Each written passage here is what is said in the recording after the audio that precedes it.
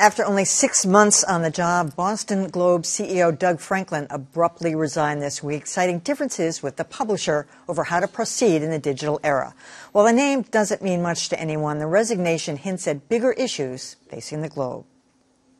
In late June, the Boston Globe left its outdated home of 59 years for new digs at 53 State Street, a move designed to save money and provide a more digital-friendly workplace. I'm looking forward to working there, but I'm going to miss this place. The Globe had also hoped to quickly sell its old Morrissey Boulevard property, but so far no deal is finalized, meaning the Globe is currently carrying the burden of 2 buildings. Nobody's going to fix that problem that quickly. That's Boston Globe editor Brian McGrory, referring to printing problems at their new Taunton plant, causing blurry photographs, delivery delays, and worse, no baseball scores in early editions. We hope to have this resolved over the next 3 weeks. We are going to see market improvement down there in terms of our ability to print papers quickly, getting them out on the street quickly, getting them on doorsteps at the time that we promise our readers. But McGrory insisted those printing problems are not the primary reason new CEO Doug Franklin left the paper abruptly.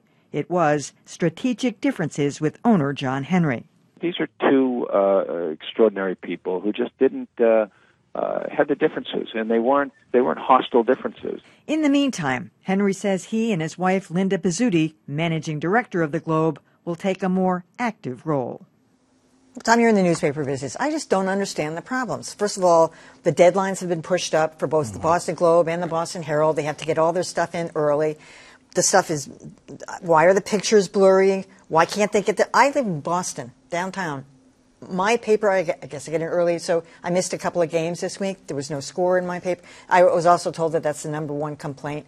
And then they still have delivery woes. We went 2 weeks right here at WGBH without a Boston Globe. Yeah. Well, and that goes back them, to the terrible problem that they had, about a year or so ago? A year ago, January. January. That consultant in, and you ended up with the staff in the newsroom and everywhere else out on the street delivering the paper. I don't know that they ever fully recovered from that. This is a new problem. This is a new problem, and it's a different problem.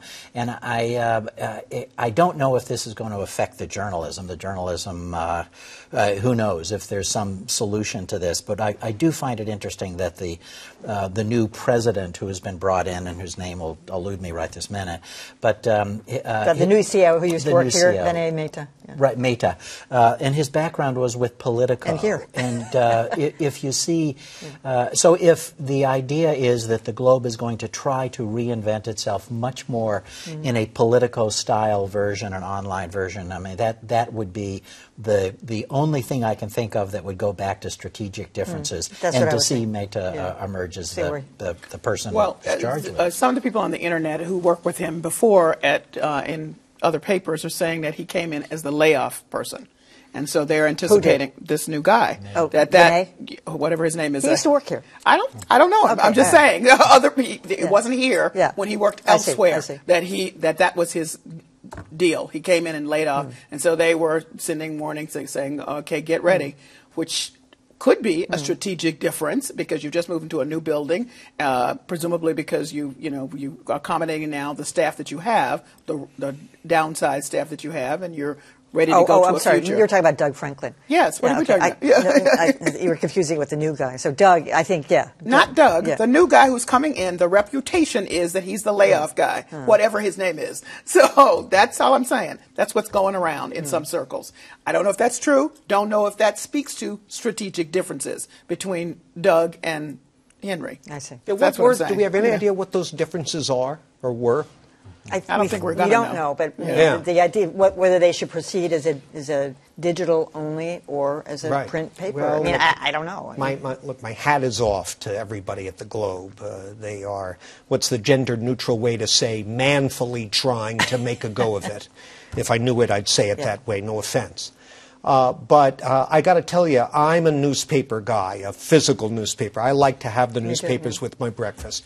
But I'm also a digital, I subscribe, so I get digital. Well, I noticed this morning that pretty much everything I wanted to read in the Globe I had already read online the day before. Yeah, Op-ed columns, Yeah, I do that. features. And I thought so that was me. I noticed it's that. getting Oh, to the yeah. point Yeah, where, yeah. I'm not made out of money. I may just have to drop the physical paper. And that's exactly what they don't want. Am I right, Dan? Well, no, that's right. And they're not going to do it because they put an enormous amount of investment into this Taunton printing plant. They print other papers other than the Globe. And so they're going to stick with this. It's a little bit surprising that, people at the Globe have stressed to me how enormously complex this is, moving the printing operation from Dorchester to Taunton. But still, given that this was many months in the making, I'm a little bit surprised that they weren't ready to get this right from day one. At the moment, they are gaining digital subscribers at a faster rate than they're losing print subscribers, so that's a good thing. But print is going to remain an important part of what they do, and it's unfortunate that they weren't able to get this right from the start. Well, they had a lot of stuff to do. Moving in and of itself is a huge deal. Sure. So if you're trying to do that and fix your printing press and make sure your delivery's on, that's a lot. And the paper's still a good read. Yes, it is. Yeah. Yes, it Yes, is. it is. I agree. They're doing good work.